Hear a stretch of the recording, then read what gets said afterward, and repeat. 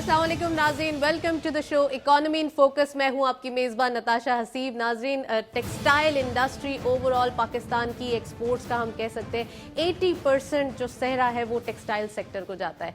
Textile sector की itself इतनी ज़बरदस्त एक्सपोर्ट के नंबर्स जनरेट करने की एक हिस्ट्री रही है पाकिस्तान के अंदर। और अगर हिस्ट्री की ही बात हो रही है तो टेक्सटाइल की वजह से कॉटन की प्रोडक्शन जो कि एक हमेशा से लीनियंसी क्रिएट करती है टेक्सटाइल सेक्टर के लिए, उसको रूल आउट नहीं किया जा सकता। अगर हम बात करें टेक्सटाइल की इटसेल्फ इस ईयर की एक्सपोर्ट की, तो फिर यहाँ पे हमें बहुत ज़बरदस्त नंबर जो है वो जनरेट होते हुए दिखाई देते हैं। 21 बिलियन डॉलर्स। अगर IMF के प्रोग्राम को देखा जाए तो 6 बिलियन डॉलर्स का प्रोग्राम पूरे 5 साल का है, और यहाँ पर जो है वो टेक्सटाइल की पूरी एक्सपोर्ट जो है वो 21 बिलियन डॉलर्स की एक साल के अंदर दिखाई देती है फोरकास्ट। तो ये तो हुई टेक्सटाइल सेक्टर की तारीफ और एक्सपोर्ट की हवाले से जो है वो आपको इन्फॉर्मेशन। लेकिन अगर बात करें कि एक्सपेंशन की, तो टर्फ फाइनेंसिंग जब कोविड के दिनों में दिया गया और टर्फ फाइनेंसिंग से मशीनरी इंपोर्ट की गई, तो उसमें सबसे ज़्यादा इंपोर्ट का भी सहरा हम कह सकते हैं कि टेक्सटाइल इंडस्ट्रीज़ को ही जाता है और टेक्सटाइल मिल को ही जाता है। वहाँ पे एक्सपेंशन की वजह से ही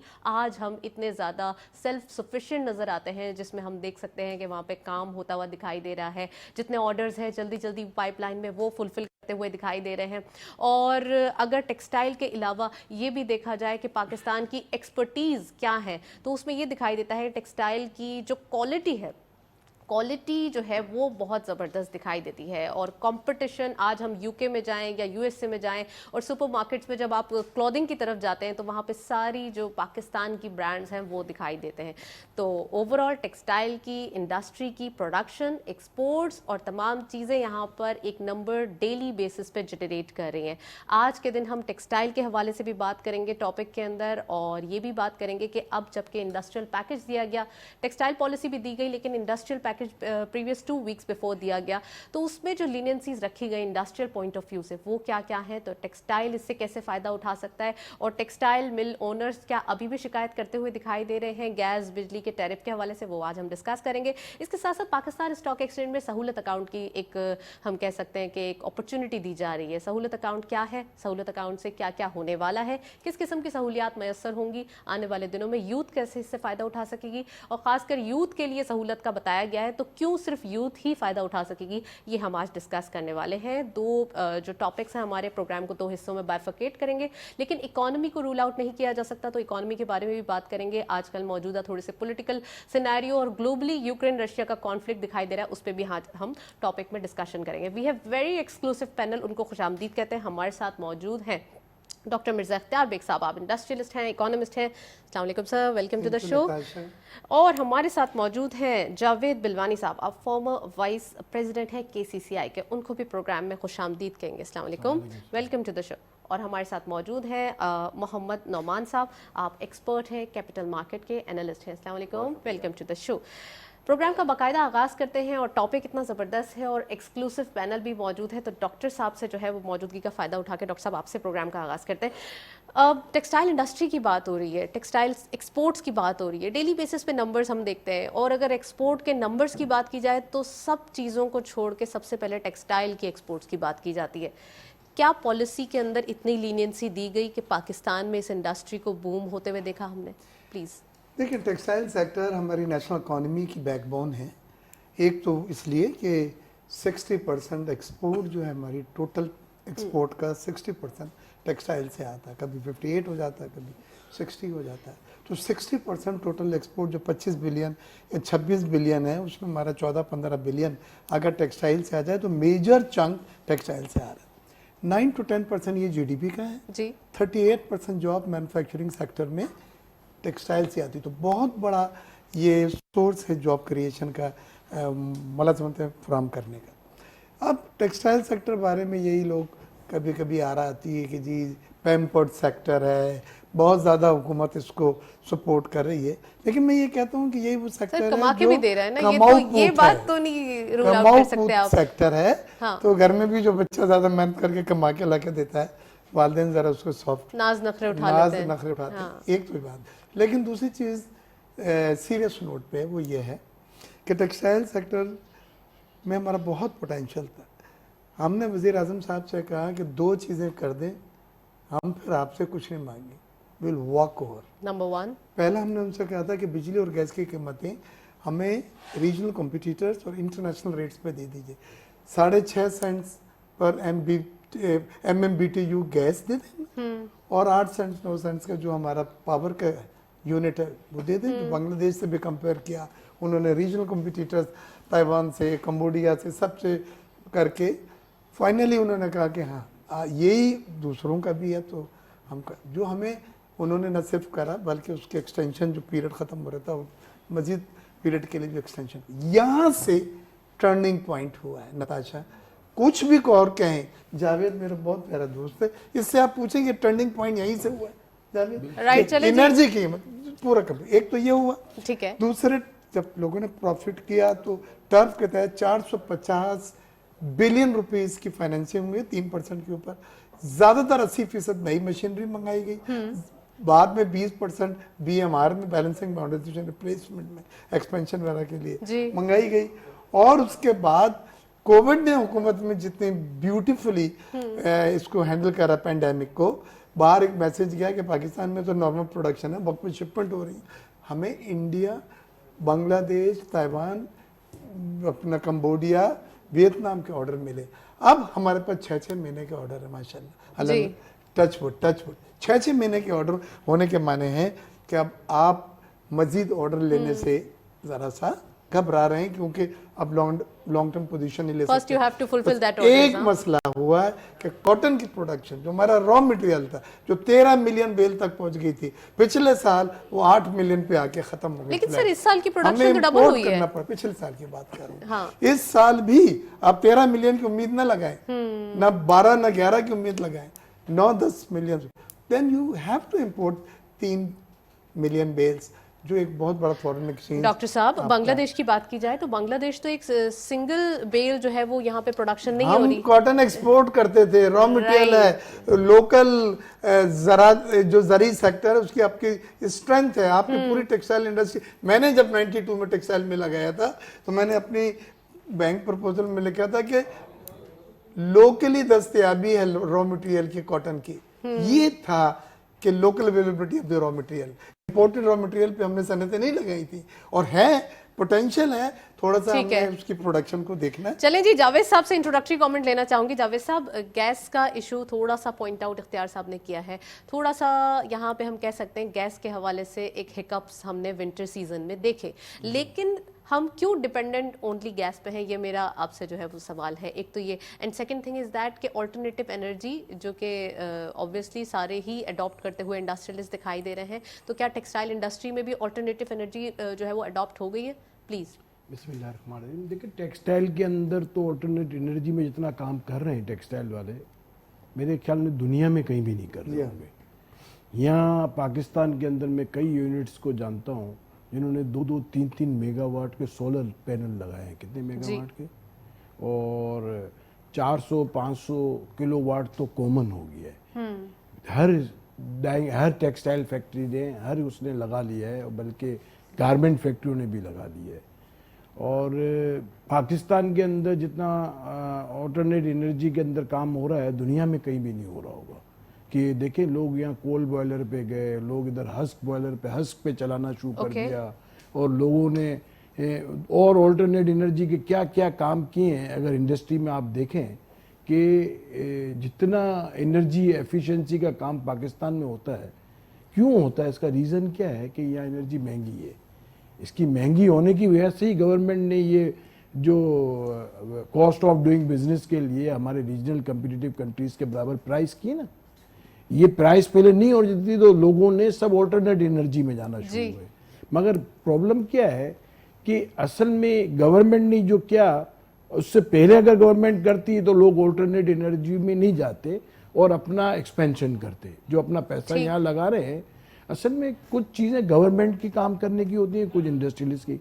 हमारा काम है प्रोडक्शन बढ़ाना, हमारा काम है मार्केटिंग करना, हमारा काम है एक्सपोर्ट करना। जो सरकार के काम है वो सरकार को करने। बिल्कुल। अब असल में क्या है कि पाकिस्तान के अंदर प्रॉब्लम क्या है कि इंडस्ट्रीज जो है ना वो सरकार के काम भी करने लगी है।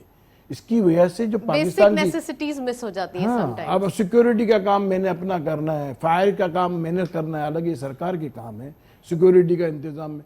अगर इंडस्ट्रीज को वो एनवायरनमेंट जो बांग्लादेश में मिल रहा है, जो इंडिया में मिल रहा है, जो वियतनाम में मिल रहा है,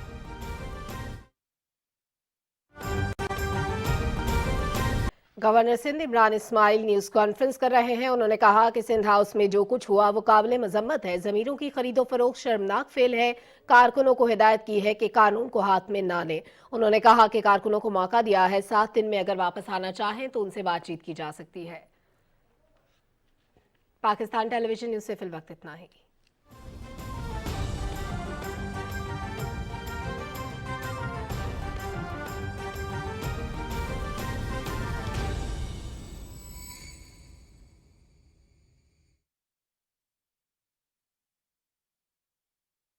देखें कि इस वक्त हम माशाल्लाह 75 साल के हो चुके हैं बीइंग पाकिस्तान, और हमारी जो कैपिटल मार्केट है उसमें सिर्फ 3 लाख युवा मुझे 75 साल का नहीं होना, sorry on a writer note. Exactly, मतलब बीइंग पाकिस्तान में बात करूं, हम 75 ईयर्स के हैं और हमारे पास स्टॉक एक्सचेंज जो कैपिटल मार्केट है उसमें सिर्फ 3 लाख युवाएं रजिस्टर्ड हैं। We are population of 22 million, मतलब आप देखें 22 करोड़ की आबादी है हमारी, और हमारे पास सिर्फ 3 लाख युवाएं रजिस्टर्ड हैं। तो कैसे हम ग्रो करेंगे? सहूलत अकाउंट का जो पर्पज़ है सबसे बड़ा, वो क्या है? सबसे इंपॉर्टेंट चीज़, क्योंकि आपको पता है कि FATF का बहुत बड़ा मामला था, जो हमारे पास एक सिलसिला था जो हमने बहुत हद तक कंट्रोल भी किया है, और उससे एक बड़ा बेनिफिट क्या हुआ कि जो कि अनडॉक्यूमेंटेड पैसा था वो डॉक्यूमेंट हुआ, हमारी इकोनॉमी में आना शुरू हुआ, और उसको थोड़ा सा सेपरेट किया गया। सहूलत अकाउंट उन लोगों के लिए जिनके पास सोर्स ऑफ इनकम नहीं है, जैसे कि अभी मैंने आपसे जिक्र किया था freelance, because we are the 3rd largest freelancer industry in, मतलब ग्लोबली अगर हम बात करें। तो मैं अगर एक स्टूडेंट हूँ, मुझे अगर कैपिटल मार्केट में आना है तो मुझे सोर्स ऑफ इनकम रिक्वायर्ड होगा। जनरली अगर मैं अकाउंट खोलने जाता हूँ, सहूलत अकाउंट क्या है कि you just need a CNIC, आप जाएं अपना CNIC दें और अपना अकाउंट खोल के कैपिटल मार्केट में अपना पार्ट प्ले करें।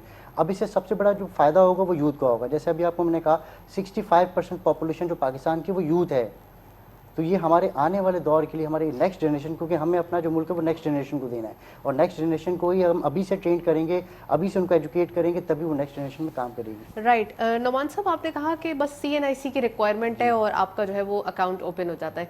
अच्छा, हमारा जो बैंक अकाउंट है उसके अंदर हमारी बड़ी लंबी चौड़ी सी एक डिटेल मौजूद होती है, तो why we are wasting time कि हमें अकाउंट खोलना, ये करना, यही अकाउंट हम यूज़ क्यों नहीं कर सकते? उसमें हमारी सारी इन्फॉर्मेशन तो ऑलरेडी इंटैक्ट है। देखें, सबसे इंपॉर्टेंट चीज़ क्या है, जब सहूलत अकाउंट की बात करें तो आपको बैंक अकाउंट की रिक्वायरमेंट्स होती हैं। अब ये कि काफ़ी सारे बैंक्स हैं, उन्होंने सहूलत अकाउंट्स ओपन किए हुए हैं, वहाँ पे भी इतनी ज़्यादा रिक्वायरमेंट्स नहीं है। अगर मैं एक स्टूडेंट हूँ, या मैं एक हाउस वाइफ हूँ, या मैं हाउस होल्ड हूँ, इसमें आप देखें कि जो हमारा अगर हम यूथ की बात करते हैं तो इसमें हमारी फीमेल्स का बहुत बड़ा कंट्रीब्यूशन है। जिस तरह से पहले वुमेन एम्पावरमेंट पे बात नहीं होती थी, अब बहुत ज़्यादा बात होती है, उनको भी आगे आने का मौका दिया जा रहा है। तो इसमें आपकी जो सोर्स ऑफ इनकम है बेसिकली, वो सबसे बड़ा हैसल होती थी अकाउंट ओपनिंग में। चाहे आप बैंक की तरफ जाएं, चाहे आप स्टॉक मार्केट की तरफ जाएं, आप चाहे किसी भी सेक्टर में आप चले जाएं इन्वेस्टमेंट के हवाले से, तो सोर्स ऑफ इनकम एक बहुत बड़ा हैसल था। अब इस हैसल को ख़त्म करके इसका जो पर्पज़ था वो क्या था कि जो 3 लाख UN मैंने आपसे जिक्र किया है, उसको नंबर को इंक्रीज़ करना। मतलब अगर हम बात करें ग्लोबली, तो US जो है वो तकरीबन 7% जो है पॉपुलेशन का इन्वेस्टेड है कैपिटल मार्केट में, वो आपको नज़र भी आता है। इसी तरह चाइना की बात करें, वहाँ पे तकरीबन 3-4% जो है वो इन्वेस्टेड है कैपिटल मार्केट में, हम 0.1% भी नहीं है। तो ये सहूलत अकाउंट इसी का ज़रिया है। अब आप देखें, रोशन डिजिटल अकाउंट जो ओपन हुआ, बाहर जो नॉन रेजिडेंट पाकिस्तान, तकरीबन 9 मिलियन नॉन रेजिडेंट पाकिस्तानी से जिन्होंने पाकिस्तान में पैसा भेजा, ये एक बड़ा ऑब्वियसली, और ये वेरी फर्स्ट टाइम था कि पाकिस्तान में कोई ऑफिशियल चैनल इंट्रोड्यूस करवाया गया, Roshan digital account. Through this channel हमने देखा रेमिटेंसेस में एक फिनोमिनल जो है वो ग्रोथ देखी गई है, and this is also the one of the main reason कि आज हम एक ट्रेड डेफिसिट से कूप अप करते हुए रेमिटेंसेस की वजह से जो है वो दिखाई दे रहे हैं। रोशन डिजिटल अकाउंट का आपने जिक्र किया, तो आपकी मौजूदगी का फायदा उठाते हुए मैं ये पूछती चलूँ, सहूलत अकाउंट के अंदर रोशन डिजिटल अकाउंट की भी नहीं, ये दो अलग अलग चीज़ें। रोशन डिजिटल में ये है कि वो लोग जो नॉन रेजिडेंट्स हैं जी, बट सहूलत अकाउंट जो है वो फॉर पाकिस्तान, यानी कि जो पाकिस्तानीज हैं वो जाके ओवरसीज पाकिस्तानीज के लिए, वो ओवरसीज पाकिस्तानी के लिए, दो डिफरेंट चीज़ें। पहले क्या था कि नॉन रेजिडेंट्स पाकिस्तानीज को प्रॉब्लम्स होती थी पाकिस्तान में इन्वेस्टमेंट करने के लिए। एक मतलब इनका एक आप कह लें कि डर था कि यार हमारी इन्वेस्टमेंट्स हम अगर किसी और के जरिए करेंगे तो प्रॉब्लम्स होंगी। अब रोशन डिजिटल अकाउंट के थ्रू वहाँ से बैठे हुए लोग अपने ही अकाउंट्स के थ्रू सारी ट्रांजेक्शन्स कर सकते हैं, तो ये एक बड़ा एडवांटेज मिलेगा यहाँ पर। राइट, बड़ा एडवांटेज है। और जो लोग शिकायत करते थे कि कोई सहूलत नहीं दी गई, फाइनली उन लोगों के लिए बहुत अच्छी न्यूज़ है कि सहूलत का अकाउंट जो है वो आपके पास मौजूद है। Just what you need just CNIC, आप उसको प्रोवाइड करें और आपका अकाउंट जो है वो ओपन हो जाएगा। चलें जी, डॉक्टर साहब आपसे पूछते हैं, डॉलर की बात हो रही है। डॉक्टर साहब, डॉलर क्यों इतना आगे जाते हुए दिखाई दे रहा है? क्या हाई फ्लाई दिखाई दे रही है अमिड, अगर थोड़ा सा कॉन्फ्लिक्ट के ऊपर जाएं तो यहाँ पे यूक्रेन रशिया कॉन्फ्लिक्ट दिखाई दे रहा है। डॉलर को इतनी ज़्यादा एप्रिसिएशन आपको लगता नहीं है कि पूरे दुनिया में जो है वो ज़्यादा एक एप्रिसिएशन मिल रही है, लेकिन पाकिस्तान में क्यों इतना ज़्यादा एक बैगेज है? देखिए, पाकिस्तान में डॉलर का ऊपर जाना या रुपये का डेप्रिशिएट होना, नीचे जाना कोरिलेट करता है आपके रिजर्व्स पे। अगर आपके रिजर्व पे प्रेशर है बैलेंस ऑफ पेमेंट का, कर्जों के अदाइयों का, कि जो पैसे आ रहे हैं उसमें से आपको कर्जे उतारने हैं, तो जो रेमिटेंसेस, जो एक्सपोर्ट आई, उस पता चला उससे ज़्यादा देना पड़ रहा है, तो वो उस पर प्रेशर पड़ता है। ट्रेड डेफिसिट आपका बढ़ता चले जा रहा है। हमारी 450 बिलियन की टर्फ में जो मंगाई गई थी LCM अब मिच्योर हो रही हैं, उनकी पेमेंटें आप करनी पड़ेगी, वो भी डॉलर के प्रेशर आप पर आ गया। तो उससे ये होता है कि अफगानिस्तान का मसला बहुत बड़ा है, लोगों को इतना नहीं पता, मैं आपको बतला रहा हूँ। अफगानिस्तान में जब से सैंक्शन पाबंदियाँ उनके 9 या 10 बिलियन जो फ्रोजन किए गए हैं, अब अफगानी जब यहाँ पे आता है तो वो किसी भी कीमत पे डॉलर उठाने के लिए तैयार है, वो डॉलर लेके जाता, जो भी थोड़ा बहुत ज़रूरत उनको ज़रूरत है बिल्कुल, तो उससे भी डॉलर के ऊपर डिमांड में इजाफा हुआ है। तो मैं ये समझ, फिर लोगों के सेंटिमेंट भी है कि भाई ये डॉलर 200 का हो जाएगा तो चलो अभी इन्वेस्टमेंट कर लो, तो वो लेके भी तकिए के नीचे रख लेते हैं डॉलर कि भाई ये बढ़ेंगे, लेकिन डॉलर की डिमांड और रसद होती है। हुकूमत की पॉलिसी ये है कि डिमांड सप्लाई मैकेनिज्म को इंटरफेयर ना करा जाए, उसमें इंटरवेंशन ना किए जाए। उससे पहले हुकूमत ने क्या करा, जब डिमांड ज़्यादा आई तो आपने रिजर्व से 20 मिलियन डॉलर मार्केट में फेंक दिए, वो डिमांड खत्म हो गई, डॉलर ऊपर नहीं गया। बट वो आर्टिफिशियल तरीका होता है, तो वो बड़ा नुकसान उसने पहुंचाया। लेकिन इस बार ये कम से कम अच्छा है कि हमने मार्केट मैकेनिज्म के ऊपर डिमांड सप्लाई को रखा हुआ है, लेकिन फिर भी आज 180 प्लस चला गया है डॉलर, और ये मैं समझता हूँ नोज डाउन, यानी नीचे की तरफ रुपये जो है डेप्रिशिएट हो रहा है और डॉलर ऊपर की तरफ परवाज कर रहा है। इसमें स्पेकुलेशन का भी एक हाथ है। आखिर में स्पेकुलेशन को सट्टा कहते हैं आप, कि मार्केट में वाई सर, वाई ये अभी तक क्यों हाथ है स्पेकुलेशन का, ये भी बताते चले। एक्सचेंज कंपनियां जो होती हैं उनका तो खेल दारोमदार ये है कि आपसे सस्ता लेके नुमान साहब को महंगा बेच दें, लेकिन वो खरीदने के लिए नुमान जब आएंगे जब आप एक फिजा तैयार करेंगे कि जी डॉलर 200 रुपए का होने वाला है, बहुत डिमांड आ रही है, मार्केट में नोट नहीं है, बड़े नोट खत्म हो गए वगैरह वगैरह, तो ये सब चीज़ें देखेंगे मुल्क के मफाद में नहीं है। हमें, मैं अपने तमाम बहन भाइयों को, पाकिस्तानियों को देता हूँ कि आप डॉलर को चीज़ ना करें। ये डॉलर ने तुर्की में जो हशर किया था, तुर्की करेंसी 30-40% डेप्रिशिएट हो गई। अर्दोगान ने कहा आज डॉलर अब कोई नहीं खरीदेंगे, बेचें। 1 बिलियन डॉलर एक दिन में मार्केट में बिका था, और इटालियन लेरा की जो टर्किश लेरा की कीमत थी वो दोबारा स्टेबल हो गई थी। तो ये हमारे मुल्क की मफाद में हमें अपने करेंसी एतमाद और एतबार करना चाहिए, और थोड़ी देर के लिए अगर नीचे भी आते हैं रुपये, फिर ऊपर जाना है। आप भी यहाँ पे हैं, आपको उस रुपये के साथ सट्टेबाजी में, स्पेकुलेशन में नहीं पड़ना। उससे बहुत से लोगों ने नुकसान हाथ जलाए, और मैं उसके फेवर में हूँ ही नहीं बिल्कुल। और यहाँ पे भी जो एक्सचेंज कंपनियाँ हैं, पाकिस्तान फॉरेक्स एसोसिएशन के सदर हैं बुस्तान मलिक साहब, उनसे मेरी बात हो रही थी, तो मैंने उनको ये कहा, कहते हैं अब तो हुकूमत ने सख्तियाँ कर दी हैं कि वीडियो बनाते हैं जो डॉलर लेने आता है, NIC लेते हैं, बायोमेट्रिक लेते हैं।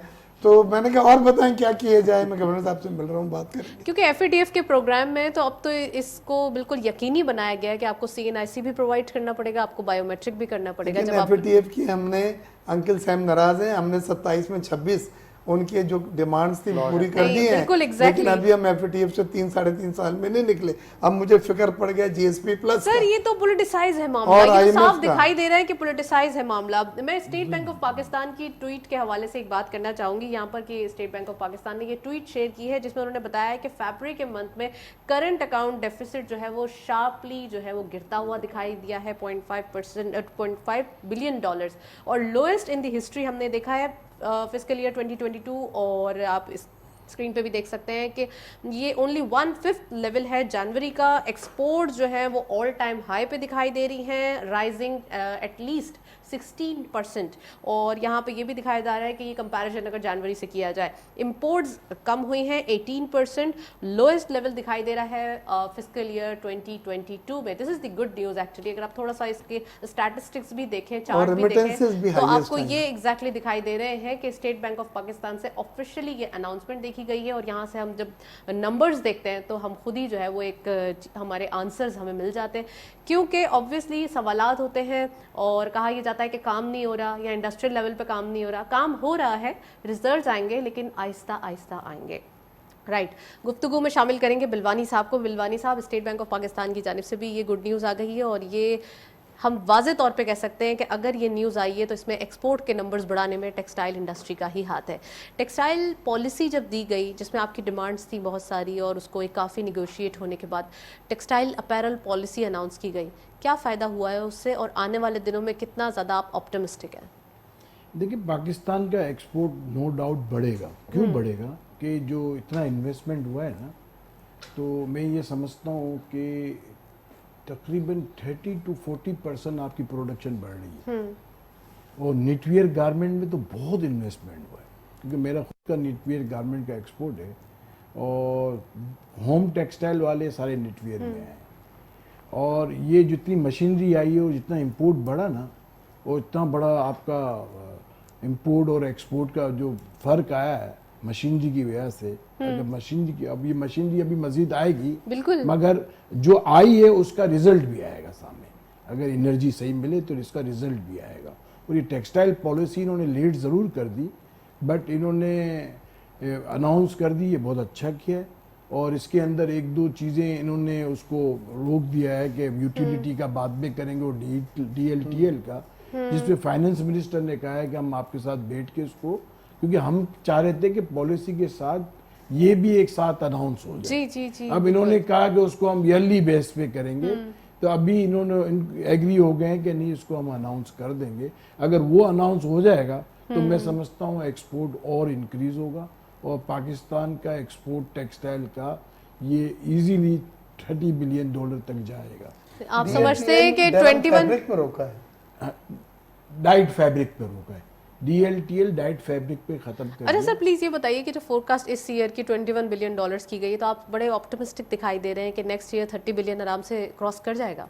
व्हाट डू यू से? मैं समझता हूँ कर जाएगा, क्योंकि प्रोडक्शन बहुत बढ़ रही है। प्रोडक्शन बढ़ रही है तो एक्सपोर्ट भी करने के लिए बढ़ा रहे हैं। वो मशीनरी जो मंगाई है सर इतने मैंने ज्यादा अपनी फैक्ट्री के अंदर 40% प्रोडक्शन बढ़ाई है। राइट तो एक्सपेंशंस तो हो रही हैं। सर आप समझते हैं जो टेक्नोलॉजी का एक अंसर शामिल किया गया है हर जगह पे, टेक्सटाइल इंडस्ट्री ने भी क्या ऐसी चीज़ कोई अडॉप्ट की है कि टेक्नोलॉजी पॉइंट ऑफ व्यू से आपको बड़ी स्मार्ट चीज़ें दिखाई दे रही हैं? क्योंकि इनोवेशन तो हर जगह चल रही है, हर सेक्टर में दिखाई दे रही हम है। एक्सपोर्टर्स के पास जितना टेक्नोलॉजी का काम होता है ना, शायद कहीं भी नहीं होता पाकिस्तान में। राइट इवन This आपको is the मैं confidence आपको मैं actually. इतना बता दूं कि हमारे यहाँ एफिशिएंसी का ये हाल है कि बायोमेट्रिक वॉशरूम में भी लगे हुए कि बंदे कितनी देर के लिए वॉशरूम में गए, कितनी देर में बाहर निकले। राइट इतना टेक्नोलॉजी हम इस्तेमाल करते हैं ना। हमारे यहाँ स्टेयर्स की भी राइजिंग देखी जाती है, कितनी साइज की है, वॉशरूम का साइज भी देखा जाता है। चलिए और जी, हमारे यहाँ जो गुफ्तगू drag हो कंटेनर रही है, सर। एक्सपोर्ट होता है हाँ। ना, कंटेनर एक्सपोर्ट, उसकी पूरी मूवी बनती है और मूवी बन के डायरेक्ट बायर को मिल रही होती है। जितना टेक्नोलॉजी का काम हम कर रहे हैं, मेरे सुबह हर रोज फोन पे मैसेज ऑटोमेटिक कंप्यूटर भेजता है कि आज ये प्रोडक्शन निकली है, ये राइट चलिए जी डॉक्टर साहब आपके ऊपर आते हैं। कौन कौन सी मार्केट्स हैं जो अभी हमारी फुली कैप्चर्ड हैं? अगर US UK की बात करें, यूरोपियन यूनियन की बात करें, इसके अलावा क्या हम एक बकअप है कि न्यू मार्केट्स भी सीख करें, अडॉप्ट करें? अभी रजाम दाऊद सब कराची आए हुए थे जी और उनसे न्यूयॉर्क मार्केट पे, क्योंकि हमारा बेस बहुत छोटा है, 10 प्रोडक्ट 10 कंट्री, और ये ठीक। चलता आ रहा है जब से हमने बिजनेस शुरू किया था 92 में।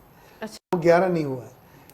अभी इन्होंने कहा है कि लुक अफ्रीका, और अफ्रीका के लिए उन्होंने पॉलिसीज दी हैं, ख़ास तौर से क्योंकि अफ्रीका दूर है तो उन्होंने फ्रेट सब्सिडी दी है, यानी किरायों में वो सब्सिडी देना। और दूसरा जो सबसे अच्छी और करीब है रीजन में, वो सेंट्रल एशियन कंट्रीज़ हैं। राइट उन्होंने ये बदला है कि इस पीर को, जो अब आने वाला 2 या 3 दिन के बाद, राइट इसमें पहली बार पाकिस्तान से बाई ट्रक आप सेंट्रल एशियन कंट्री जा सकेंगे, वाह। अफगानिस्तान जा सकेंगे, अफगानिस्तान से हमारे यहाँ सकेंगे, उज़्बेकिस्तान is यहाँ the- से also the new onward market. ECO जो ममालिक हैं जिसमें टर्की, इस्तांबुल आता जा सकेंगे। ये है जो रीजनल ट्रेड को फ़रोग देगा। और हमें सबसे बड़ा मसला ये पड़ा हुआ था, मेरी अपनी एक्सपोर्ट है, अभी कंटेनर जो जर्मनी के हैं जो उसका फ्रेट लगता था $1200, आज वो हमारे हज़ारों में CFO पहुंच गया है। पूछने आया है $8,000, 1200 से फ्रेट 8,000। बहुत ज्यादा हमने कहा बुक करें क्योंकि कमिटमेंट होता है, लेकिन ये सब चीज़ अगर राइट आपके इनलैंड ट्रेड Ideal बढ़ती है location है तो आइडियल है ये। हमें बिल्कुल ये आइडियल लोकेशन है। फ्रेट के हवाले से भी पूछना चाहूंगी, we are running out of time, तो नमान साहब को मैं गुफ्तगू में शामिल करना चाहूंगी। नमान साहब, जेम बोर्ड भी इंट्रोड्यूस किया गया है, ऑनलाइन ट्रेडिंग, सहूलत अकाउंट, इस टाइप के इनिशिएटिव्स जल्दी जल्दी लिए जा रहे हैं। पाकिस्तान के लोगों के लिए कितनी खुशखबरियां और आनी है, आप समझते हैं? देखिए, इसमें सबसे इम्पोर्टेंट चीज़ जैसे कि बिलवानी साहब ने बताया है कि टेक्नोलॉजी, क्योंकि टेक्नोलॉजी अडॉप्शन ही एक सर्वाइवल है पाकिस्तान के लिए। बहुत सारे मतलब ग्लोबली अगर आपको स्टैंड लेना है तो आपको टेक्नोलॉजी को अडॉप्ट करना है। तो ये जिस तरह के इनिशिएटिव्स आ रहे हैं, जैसे सहूलत अकाउंट आ गया, ऑनलाइन ट्रेडिंग आ गया, क्योंकि आपका जब तक पॉपुलेशन का रुझान कैपिटल मार्केट्स की तरफ नहीं होगा, हम ग्रो नहीं कर पाएंगे, क्योंकि हमारी इकनॉमी में पैसा नहीं आएगा। और सबसे इम्पोर्टेंट चीज़ सहूलत अकाउंट का सबसे जो आसान तरीक़ेकार वो ये है कि आपका पैसा डॉक्यूमेंट होना शुरू हो रहा है। इसमें देखें, हाउस वाइफ्स को बाकायदा तौर पे हाईलाइट किया गया, स्टूडेंट्स को हाईलाइट किया गया, क्योंकि देखें स्टूडेंट्स, उनकी पॉकेट मनीज होती हैं, वो पैसा बेसिकली दे आर स्पेंडर्स, उनको हम सेवर्स बना रहे हैं और अपनी इकनॉमी में पार्ट बना रहे हैं। इसी तरह जो हाउस वाइफ्स होती हैं वो हम, आपको पता है कि जैसे कि हमारा कल्चर है, हाउस वाइफ जो हैं बहुत ज़्यादा किफ़ायतशवारी से काम करती हैं, और जाहिर सी बात है कि गवर्नमेंट भी है वो किफ़ायतशवारी के ऊपर ही बिलीव करती है। तो उनको अपनी इकनॉमी का पार्ट बनाना ये बहुत बड़ा इनिशिएटिव है, क्योंकि हमारी जो हाउस वाइफ्स हैं, घरेलू ख़वातीन हैं, वो जब एजुकेट होंगी, वो जब इस तरफ आएंगी तो जाहिर सी बात है हमारी आने वाली नस्लों को भी इस तरफ लेके आएंगी। तो ये बहुत बड़े इनिशिएटिव्स हैं जो अभी हमें अभी फ़िलहाल नज़र नहीं आ रहे, बट आगे इसके असरात हमें नज़र आएंगे जाके। आगे असरात नजर आएंगे। किफ़ायतशवारी ऑब्वियसली आपने सही पॉइंट आउट किया है, पाकिस्तान में भी दिखाई दे रही है, और खासकर पाकिस्तान की ख़वातीन तो बहुत ज़्यादा, हम कह सकते हैं पोटेंशियल उनमें मौजूद है, बहुत कुछ कर सकती हैं वो। तो इख्तियार साहब से भी मैंने बात की थी, बिलवानी साहब आपसे गुफ्तगू में शामिल करूंगी। फ्रेट चार्जेस के हवाले से इख्तियार साहब ने जिक्र किया, फ्रेट चार्जेस बहुत ज़्यादा अभी एक हम कह सकते हैं कि मुश्किल सूरत हाल क्रिएट करते हुए दिखाई दे रहे हैं, तो उसके ऊपर बताएं कि कब तक थोड़े से रिलैक्सेशन आ सकती है इसमें? देखिए, इसमें यूएस गवर्नमेंट ने, बल्कि यूएस प्रेसिडेंट ने बाकायदा स्पीच की थी कि सबसे बड़ा वहाँ जो सी पोर्ट है लॉन्ग बीच एलए का, और एलए बीच जो है, एलए पोर्ट जो, ये दोनों पोर्ट जो है, और चाइना और इवन इंडिया, 70% कंटेनर तो आपके स्टक हुए हुए हैं यहाँ। ठीक है। और बल्कि उन्होंने कहा था मैं आर्मी को लगा के इसको खाली कराऊंगा, फिर साथ में ये भी कहा कि इसको खाली करने में 2 साल लगेंगे। क्या कहा? हमने यहाँ हमारी गवर्नमेंट से ये कहा कि आप देखिए, एनएलसी के ट्रोले गए थे वाया ईरान टर्की, हमने ये कहा कि आप वाया ईरान पूरा यूरोप जा सकते हो, और हमने कोशिश भी की है, कुछ लोगों ने भेजा भी है माल। अगर यहाँ पे सही ट्रांसपोर्ट का निज़ाम हो जाए तो सेंट्रल एशिया और ये ईरान, पाकिस्तान के इर्द गिर्द जितना लैंड रूट है, इंडिया, चाइना, 70% पॉपुलेशन जो है पाकिस्तान के राइट और लेफ्ट में बिल्कुल दुनिया की।